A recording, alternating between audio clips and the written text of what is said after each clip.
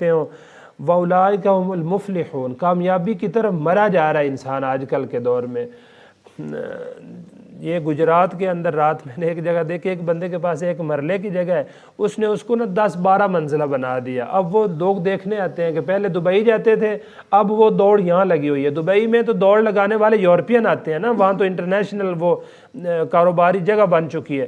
اب ہمارے یہاں دیکھا دیکھی، کیونکہ محنت ہے دکانداری کی، محنت ہے پیسہ بڑھانے کی، محنت ہے ایک دوسرے سے اچھی عمارت بنانے کی، تو اس نے یہاں، اس کے پاس ایک مرلہ تھا، اس نے یہاں کھڑا کر دیا، اس نے کہا میں یہاں بنا لوں گا۔ اب ایک بندے کے پاس اگر تڑپ لگ جائے دین کی، تو وہ کہے گا میرا ایک بچہ ہے میں دین پہ لگا دوں گا، میرے 2 بچے ہیں میں دین پہ لگا دوں گا۔ اب پہلے زمانے میں صحابہ کے دور میں سارے ہی دین پہ لگتے تھے، اب ہمیں منتیں کرنا پڑتی ہیں۔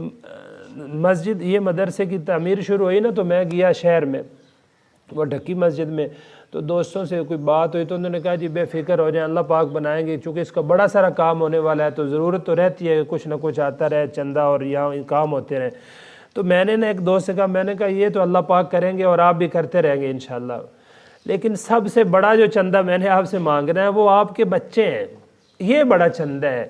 جو بندہ اپنا بچہ یہاں بھیج دے گا نا، وہ پیسے بھی بھیجے گا، اسے پتہ ہے میرے بچے کو سردی لگتی ہے، میرے بچے کو گرمی۔ پہلے دور میں چندے یہ تھے، اپنے جگر گوشے دین کے لیے پیش کریں۔ اب لوگ کہتے ہیں جی پیسہ لے جائیں، پیسہ لے جائیں، ہمیں نہ چھیڑیں۔ اس طرح امت ترقی نہیں کر سکتی کبھی بھی۔ اور میں نے دوسری آیت جو پڑھی تھوڑا سا اس کا، اولئک هم المفلحون، اس کے آخر میں کامیاب یہ ہیں، باقی ہماری مرضی ہے کون بتا رہا ہے، یہ اللہ پاک بتا رہے ہیں کہ کامیاب تو یہ لوگ ہیں جو اچھی بات کا حکم کرتے ہیں، بری باتوں سے منع۔ کتنی عجب بات ہے، اگر مجھے کسی گورنمنٹ کی طرف سے کوئی عہدہ مل جائے نا، اور میں اس عہدے کے مطابق کوئی غلطی کر رہا ہوں، میں نہ روکوں، تو لوگ مجھے معطل کرنے تک جائیں گے۔ بھائی ہمیں اس کام کے لیے بھیجا گیا ہے، اور ہم نہ کریں تو اللہ پاک چاہیں تو زندگی چھین کر معطل کر دیں۔ بھی کس کے لیے بھیجا تھا تمہیں؟ لیکن اللہ پاک ہمیں معطل نہیں کرتے۔ چلیں کل ان کو سمجھ آ جائے گی۔ اب رہی بات ہے کہ یہ کتنا بڑا کام ہے، کس کس کی ذمہ داری ہے۔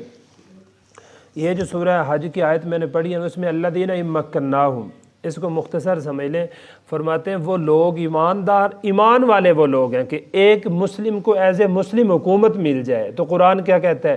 وہ لوگ جن کو ہم حکومت دے دیں فی الارض، زمین کے اندر، تو پھر کیا کرتے ہیں؟ سب سے پہلے ان کے جو اقدامات ہیں وہ جو اٹھاتے ہیں وہ یہ ہیں کہ اقاموا الصلاۃ، وہ نماز قائم کرواتے ہیں، یہ سب سے پہلا کام ہے۔ وآتوا الزکاۃ، آتوا الزکاۃ، زکوٰۃ ادا کرتے ہیں، یعنی یہ نظام ٹھیک کرتے ہیں حکومت ملنے کے بعد۔ اچھا، الذین ان مکناہم فی الارض اقاموا الصلاۃ، 1، وآتوا الزکاۃ، 2، امروا بالمعروف، اور پھر وہ حکومت اپنے نگرانی میں یہ کام شروع کرواتی ہے کہ اچھی بات کا حکم کیا کرو، ونہوا عن المنکر، اور پھر وہ بری بات سے روکنے کا انتظام کرتے ہیں۔ اور کمال ہے اگر میں اس کا یوں ترجمہ کروں، وَلِلَّهِ عَاقِبَةُ الْأُمُورِ، باقی سوال یہ پیدا ہوتا ہے جناب دی تو حکومت تھی، اور یہ بندہ اللہ اور اللہ کے رسول کی بات اور اچھی کام کرو، برے کاموں سے یہ کرنے لگ گیا، یہ تو مولویوں کا کام تھا، تبلیغیوں کا کام تھا، یا داڑھی والوں کا کام تھا، تو یہ جس کو نظام دیا ہے تو اس کا کیا بنے گا؟ یہ تو حکومت دی ہے نا اس کو، تو نظام حکومت کا کیا بنے گا؟ تو اللہ پاک نے آیت آخر میں فرمایا وَلِلَّهِ عَاقِبَةُ الْأُمُورِ، کاموں کا انجام تو اللہ پاک کے پاس ہے۔ آپ سمجھیں شاید اس آیت کو، یہ جو کہا جاتا ہے نا بھی کام تو کون بناتا ہے؟ اللہ پاک۔ حکومت کے ذمہ داروں کو اللہ پاک بتا رہے ہیں کہ تم حکومت میں آؤ، یہ کام شروع کر دو۔ اچھا جی، باقی ریاست کون چلائے گا؟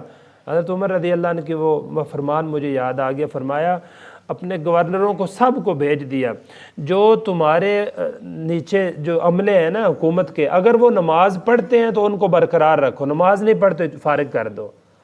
تو وہ بعض گورنر نے پوچھا جی یہ کیا آپ نے معیار فرمایا؟ جو بندہ اپنے رب کا ہی نہیں ہے، اتنا بڑا فریضہ چھوڑے گا تو وہ عوام کے کام کیسے کرے گا؟ نہیں کر سکے گا۔ اب دیکھ لیں آپ، اب اگر حضرت عمر رضی اللہ عنہ کو تو سارے ہی مانتے ہیں نا، ہمارے ہاں تو دعوے بھی بڑے ہوتے ہیں، جو بھی حکومت میں بندہ آتا ہے آنے سے پہلے اپوزیشن میں وہ مثالیں کس کی دیتا ہے؟